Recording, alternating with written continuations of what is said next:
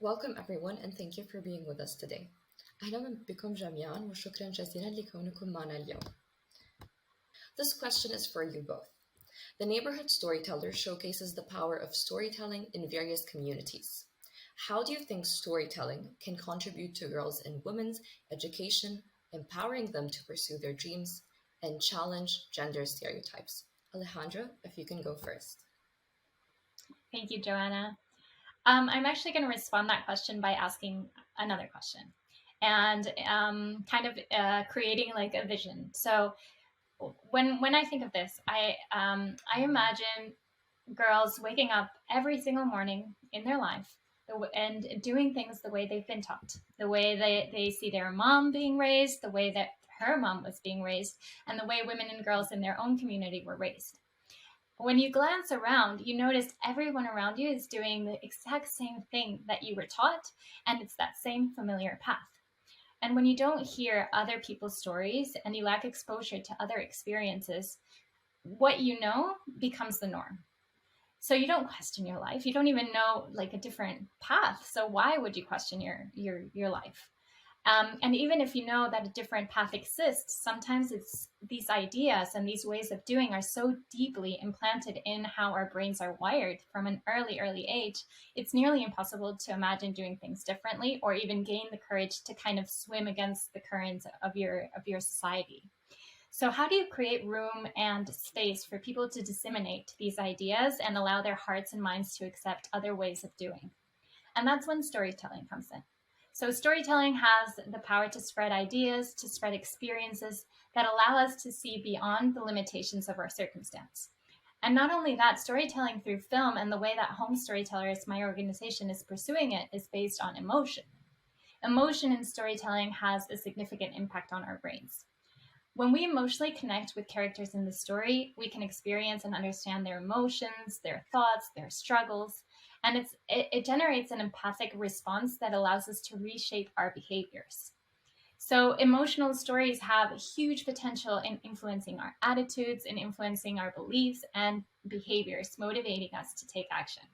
So both Asmaa and I have been using storytelling with the same objective, but in different ways. She will expand on her way of doing, and I have decided to pursue filmmaking as a way to advance these same issues. So we created the Neighborhood Storyteller, and it's filmed in a way that doesn't feel documentary at all. I think documentary filmmaking has a very narrow target audience, and we wanted to kind of go broader and reach people that otherwise might not feel so connected with these issues. So as a matter of fact, we've actually gotten a lot of responses by people that have watched the film asking us if the characters in the film were actors. So this reflects that we've done a good job in creating what we call a movie-like feel documentary.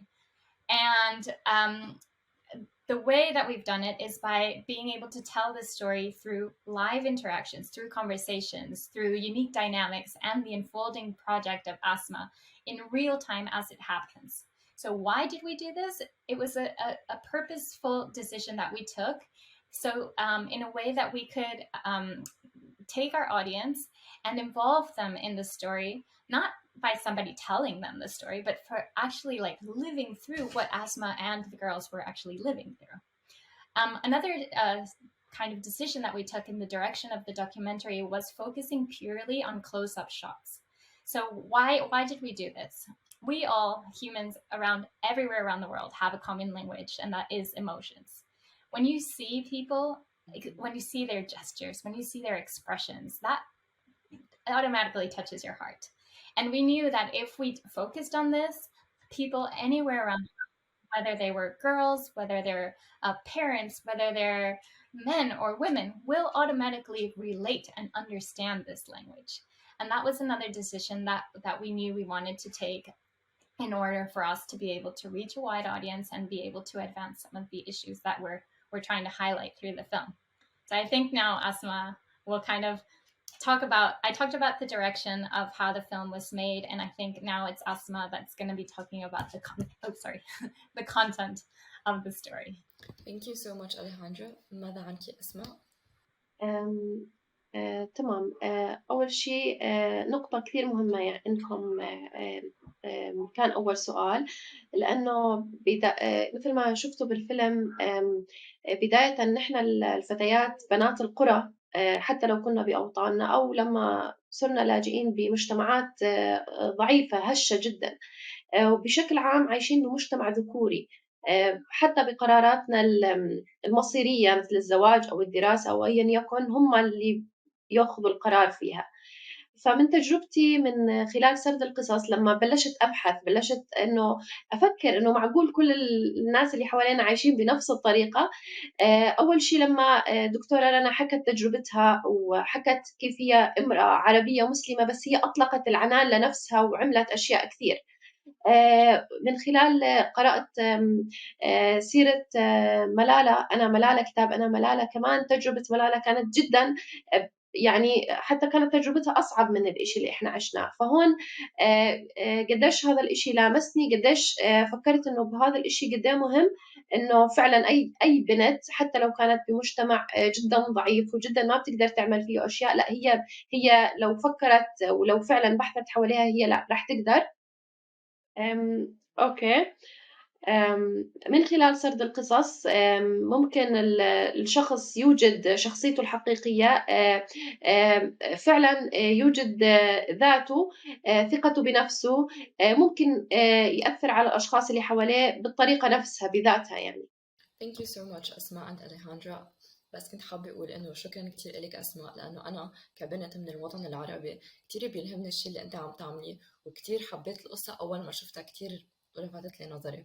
أسماء، يمكن أن يساعد السرد القصصي في تعزيز التعاطف والتفاهم بين مختلف المجتمعات والأفراد. كيف رأيت تأثير الحكايات على مجتمعك؟ وهل يمكنك مشاركة أي أمثلة عن المرات التي شعرت فيها بأنك مسموعة من خلال السرد القصصي؟ تمام. أول شيء أول ما بدأت مع الأطفال الصغار من خلال الحكايات، لما شفت كيف هم صاروا كثير في علاقة بيني وبينهم، غير إنه أنا حكواتية بالحي وبقرأ لهم قصص، صرت مصدر ثقة إلهم، صرت المرجع إلهم.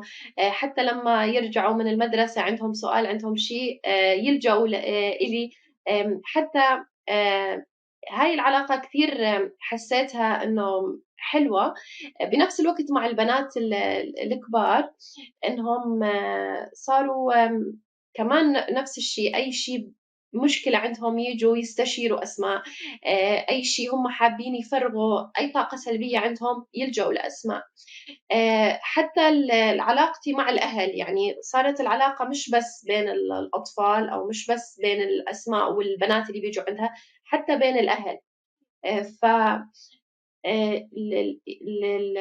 الحقيقة إنه صار الموضوع إذا بدكم يعني شيء عائلي أكثر ما إنه بس بيأثر على الفرد نفسه، وكيف إنه المشاعر صارت متبادلة، صار في تعزيز للثقة بالنفس، حتى يرجع علي أنا نفسي مش بس عليهم هم، يعني حتى أنا لما هم يلجأوا لي حتى لو سؤال بسيط، ثقتي بنفسي تعلى وأصير خلص لازم أعمل إشي ثاني كمان لحتى إنه يكون راضين عني كمان دائما لحتى أساعدهم.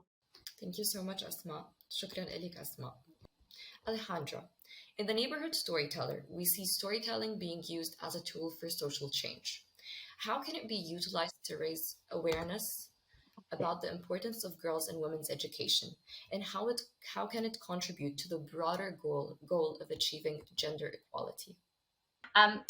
So when we set to document Asma's story in the Neighborhood Storyteller, we knew we wanted to create a film that would have global impact, especially after being witnesses of the transformation in the girls that went through Asma's project.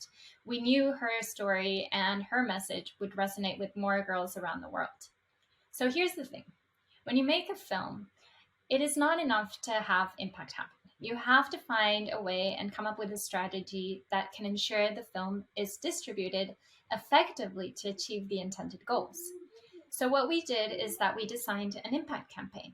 Oh, before that, of course, we asked Asmaa, if you had to close your eyes and envision a dream that the best thing that could happen with this film, what would it be? And she said, I want to reach girls and women that have similar situations or facing some sort of adversity, and I want to reach them with a hopeful message and hopefully inspire them to change their lives. So that gave us kind of the answer of our ultimate goal with this impact campaign. And we established the North Star being that we wanted to unleash the full potential of women and girls in vulnerable situations, inspiring them to break the barriers that limit their opportunities for growth, development, and empowerment.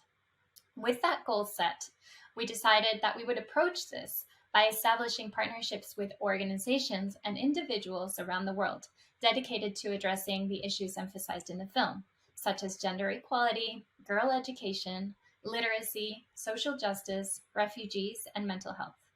The campaign, what it does, it provides partners with what we call the Neighborhood Storyteller Advocacy Package. That includes the film, a discussion guide, supporting empowerment program, which is We Love Reading, and other resources like speakers, that they can then use to advance their own goals, which is ideally our common goals. Now, screening the film on its own is great. It opens mind and it definitely plants a seed. But adding a post-film conversation and a call to action is like the extra cherry on top of the cake. That's when tangible and measurable impact actually occurs. And that's when you actually see that action is being mobilized. And of course, none of this could be possible if Asmaa was not as engaged as she has been in this impact campaign. She reaches out to partners, she takes part in all the discussions post-film, and she organizes screenings within her new community, because Asmaa has been resettled a few months ago in France, and continues using the film and her own story to raise awareness about the importance of girls and women's education. Thank you so much, Alejandra. Moving on to you, Asmaa, do you have any thoughts around this? هل لديك أي أفكار حول هذا، أسماء؟ حابة أزيد على اللي حكته أليخاندرا، إنه ممكن يعني الطريقة اللي هوم ستايلر اعتمدوها. طبعا أنا كنت بنفذ المشروع من 2016، بس عادي كنت بنفذه لحالي وهيك، يعني ما كنت خاطر بباله إنه يصير فيلم وكثير ينعرف إنه بكل العالم وهيك. الفكرة إنه نسلط الضوء على مثل هيك مشاريع بسيطة، أو مثل هيك فتيات أو نساء بيعملوا هيك أشياء بسيطة لحتى نحفز الفتيات أو النساء بأماكن أخرى. ممكن هم بيعملوا إشي أكبر وأجمل وممكن له تأثير أكثر، بس لما بيكون ما في بشكل عام محيط بيهتم، فالناس تفقد الأمل شوي. فنحن لازم نشجع هاي الفئات، لازم نشجع هاي الناس، نحاول نعرض هيك يعني هيك مشاريع تكون أو هيك مواضيع تكون مواضيع رئيسية، مش دائما تكون مواضيع بتاخذ حيز بسيط، يعني بشكل عام بالإعلام، بالكتب، حتى بالمسلسلات، بكل مكان بتاخذ حيز إنه دائما الفتيات بياخذوا دور المظلومين، أو المواضيع هاي بتاخذ الطريقة الهشة اللي بياخذوها الناس دائما بطريقة مش مفهومة. فإحنا لازم نسلط الضوء عليها ونفهمها أكثر ونبين تحدياتها، وبنفس الوقت نبين شو نعمل لحتى تخطينا هاي التحديات. Thank you so much to you both. As we wrap the session up, I would like to thank our speakers, because this was truly an inspiring and touching session. And I would like to extend my thank you to Asmaa, who is truly an inspiring woman from our region who we are very, very proud of. شكرا جزيلا لكونكم معنا اليوم. لقد كان اللقاء ملهما جدا، وشكرا لك أسماء، أنت حقا امرأة نفتخر فيها من الوطن العربي. Thank you so شكرا much. لك جوانا.